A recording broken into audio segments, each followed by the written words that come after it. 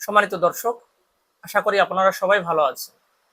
আজকে আলোচনা করব ইরান যুদ্ধের গেম চেঞ্জার আসলে কি, কেন ইরানকে পরাজিত করা যাচ্ছে না এবং উল্টা প্রেসিডেন্ট ট্রাম্প কিভাবে যুদ্ধ বন্ধ করা যায় এবং মান সম্মান ইজ্জত নিয়ে বাঁচা যায় সেই চিন্তা করছে। দেখুন, শুরুতে আগে আলোচনা করতে হবে যুদ্ধটা হচ্ছে কি দিয়ে। আমেরিকা এবং ইসরায়েলের এক্সট্রাঅর্ডিনারি এয়ার সুপিরিয়রিটি রয়েছে, সেটা হচ্ছে মেনলি অ্যাটাক এয়ারক্রাফট দিয়ে। যেহেতু তারা ব্যাপক মিসাইল এবং বোমাবর্ষণ করে ইরানের যে এয়ার ডিফেন্স সিস্টেম এটা অনেকটাই ক্ষতিগ্রস্ত করে দিয়েছে এবং তারা বলছে যে ওদের মিসাইল লঞ্চারও প্রায় শেষের দিকে। তারপরেও কিভাবে এই যুদ্ধে ইরান টিকে রয়েছে এবং তারা যথেষ্ট ভালো করছে, আসলে মেন চেঞ্জার হলো ড্রোন। ইরানের যে শাহেদ ড্রোন আছে ওটা দিয়েই ওরা মেনলি যুদ্ধ করছে এবং যুদ্ধে ভালোভাবেই তারা টিকে রয়েছে। দেখুন, আধুনিক যুদ্ধে ড্রোন ওয়ারফেয়ার খুবই ইম্পর্ট্যান্ট একটা ফ্যাক্টর। এটা আমরা ইউক্রেন রাশিয়া যুদ্ধের সময় দেখেছি যে যুদ্ধটা মেনলি সবচেয়ে বেশি হচ্ছে ড্রোন দিয়ে। আবার এদিকে রাশিয়া যে ড্রোন ইউক্রেনে ব্যবহার করছে ওটা কিন্তু ইরানেরই ড্রোন। ইরানের যে শাহেদ ড্রোন, এই ড্রোনই রাশিয়া নিজেদের দেশে এখন মাস প্রোডাকশন করছে, ফ্যাক্টরি বানিয়েছে। তারা নাকি প্রত্যেক মাসে 500-র উপরে ড্রোন প্রডিউস করছে। ইরান তাদের প্রযুক্তি সরবরাহ করেছে এবং রাশিয়া সেই প্রযুক্তিকে আরো উন্নত করে আরো উন্নত মানের ড্রোন তৈরি করছে। এই শাহেদ ড্রোনই এখন বিশ্বের অ্যাটাক ড্রোনের ভিতর 1 নাম্বার ড্রোন। এটা 1000 কিলোমিটার দূরে পর্যন্ত আঘাত আনতে পারে। এটা একটা suicidal drone, one way drone. এই ড্রোনটা আপনি আত্মঘাতী ড্রোন বলতে পারেন, যেটা 20 থেকে 40 কেজি এক্সপ্লোসিভ নিয়ে নিজেই আছড়ে পড়বে কোনো স্থাপনা, কোনো ইনফ্রাস্ট্রাকচার বা মিলিটারি বেসের উপর। এখন ইরান যখন তাদের এয়ার সুপিরিয়রিটি নেই বা তারা ইসরায়েল এবং আমেরিকা যেভাবে তাদের দেশে বোমা বর্ষণ করছে, তাদের infrastructure, military infrastructure, oil infrastructure, missile production, এগুলো ক্ষতি করার চেষ্টা করছে, সেখানে ইরান তাদের ড্রোন দিয়ে গালফ স্টেটস গুলা, সৌদি আরবিয়া, ইউএই, কাতার, বাহরাইন, ওমান, বিভিন্ন দেশে আমেরিকার যেসব ঘাঁটি রয়েছে সেসব জায়গায় হামলা করছে। এই ড্রোন হচ্ছে খুব নিচু দিয়ে চলে, লো ফ্লাইং অবজেক্ট, এবং খুব স্লো চলে। এটা আসলে ইন্টারসেপ্টর দিয়ে ইন্টারসেপ্ট করাও বেশ কষ্টকর এবং এটা খুব ব্যয় সাপেক্ষ।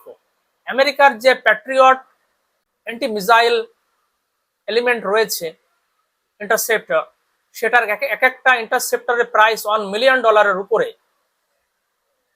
সেখানে এক একটা শাহেদ ড্রোনের ইউনিট কস্ট মাত্র 30 থেকে $80,000 পর্যন্ত।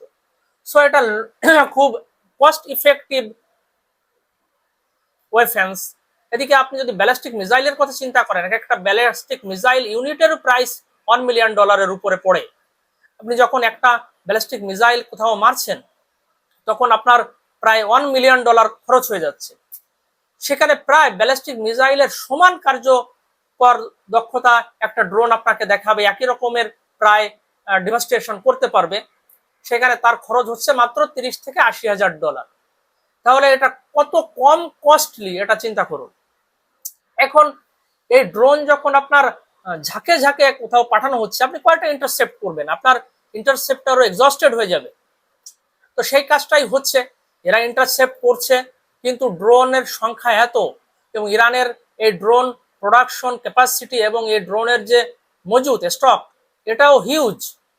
এখন ওরা তো হরমুজ প্রণালী প্রায় বন্ধ করে দিয়েছে, কয়েকটা জাহাজেও হামলা করা হয়েছে, এগুলো ওরা ঠিকাতে পারছে না পুরোপুরি।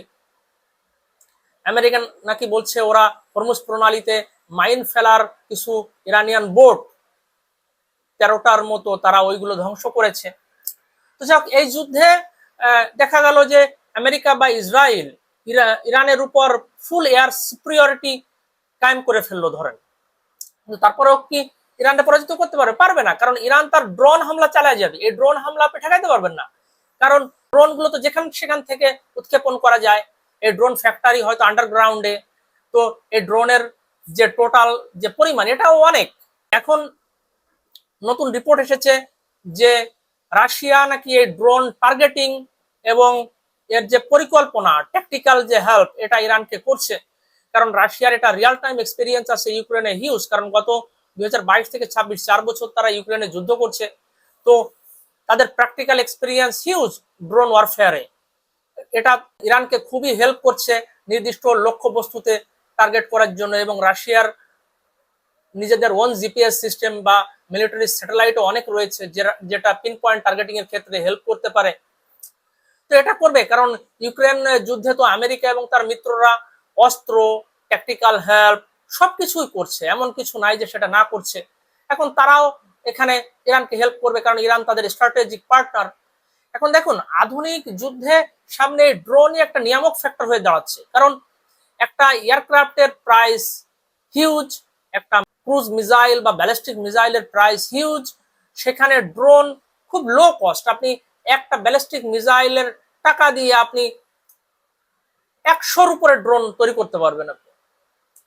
তো এই ড্রোন ওয়ারফেয়ারই এখন মডার্ন ওয়ারের একটা মেন টেকনোলজি হয়ে দাঁড়িয়েছে, যার জন্য সব দেশ এখন ড্রোনের জন্য খুব জোর দিচ্ছে। অ্যাটাক ড্রোন তারা তৈরি করতে চায়, দেখলাম ইন্ডিয়া অ্যাটাক ড্রোন তৈরি করছে শাহেদ ড্রোনের মতো। যাই হোক, এখন এই যুদ্ধের পরিণতি কি? এই যুদ্ধের আসলে এখনকার পরিণতি হলো, আমার কাছে মনে হচ্ছে আমেরিকা মুখ রক্ষার তারা একটা চেষ্টা করছে, যে তারা এখন বলবে যে আমাদের অবজেক্টিভ ফুল হয়ে গেছে, তো আমরা এখন যুদ্ধ বন্ধ করে দিচ্ছি। হ্যাঁ, তাদের অবজেক্টিভ পার্শিয়ালি ফুল হয়েছে, কারণ তারা হচ্ছে যে ইরানের যে সর্বোচ্চ নেতা খামেনি তাকে হত্যা করেছে। তো তারপর খামেনির নাকি বড় ছেলে সেও মারা গেছে, এবং শীর্ষ অনেক নেতৃত্বই মারা গেছে।